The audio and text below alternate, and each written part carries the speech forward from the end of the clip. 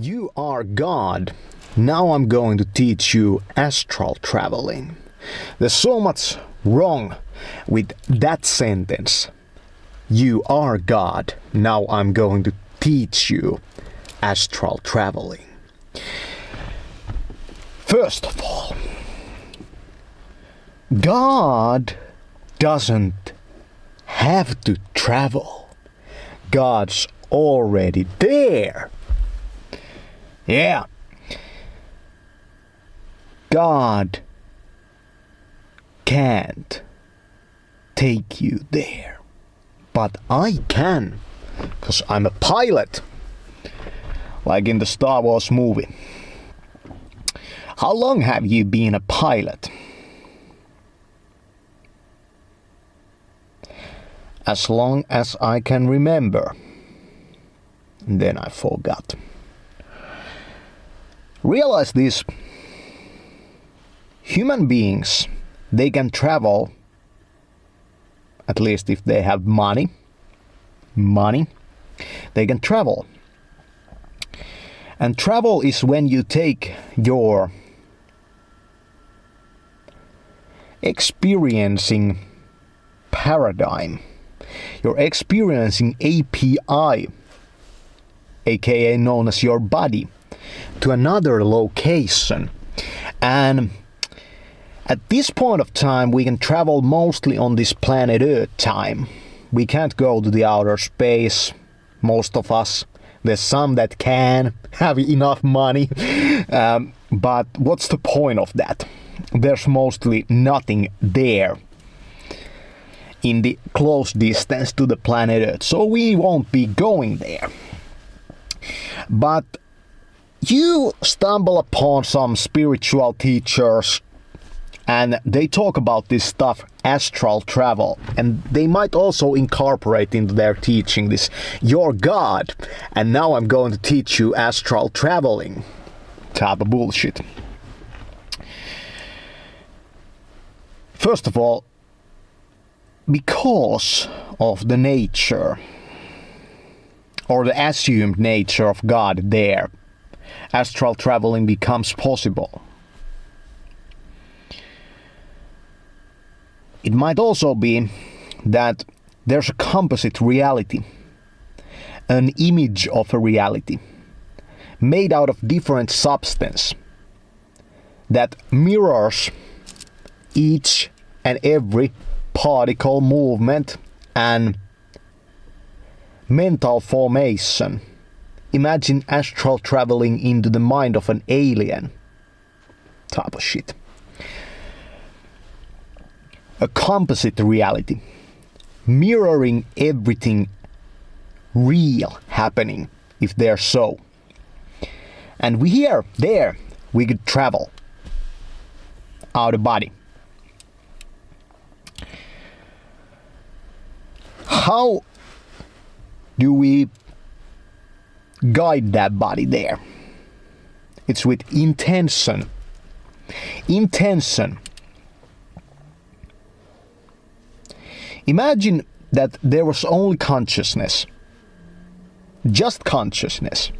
Nothing else but consciousness. And it's everywhere. It's even where it's not there. It's so everywhere, that consciousness. And from this consciousness comes a blip of intention,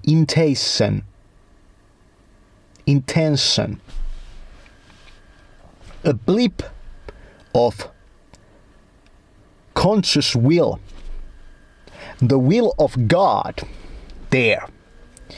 And from that is carved out a soul. And the soul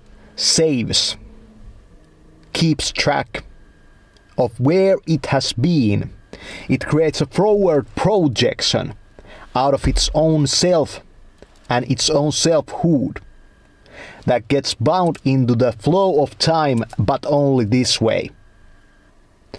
And that soul finds from that space and time, from that composite realm of consciousness, that copy where it can travel. A host, a body, where it incarnates and is sitting on the throne of the third eye there.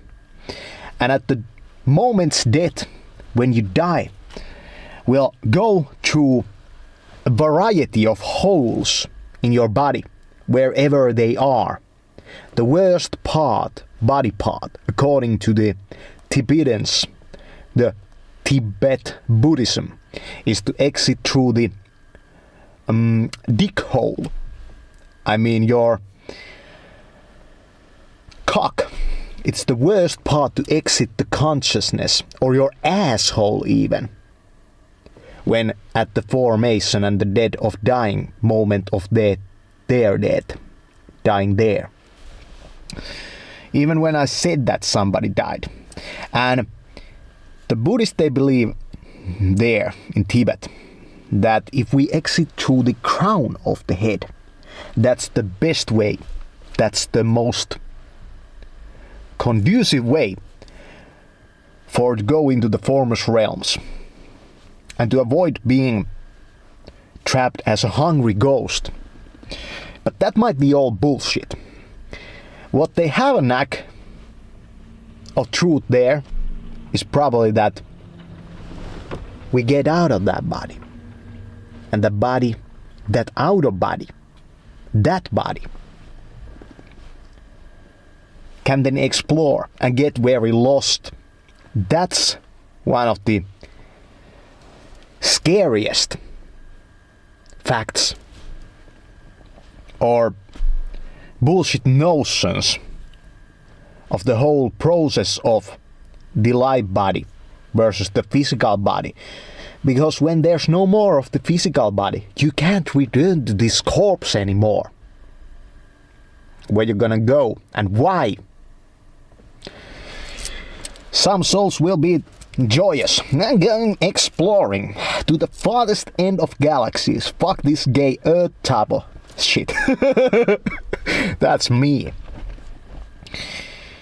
But if you have been a king, a royalty, or a very hung up individual, you had all this amassed wealth, you had all this family, you are so bound, you are so tied into this, you might have a very hard time for letting that go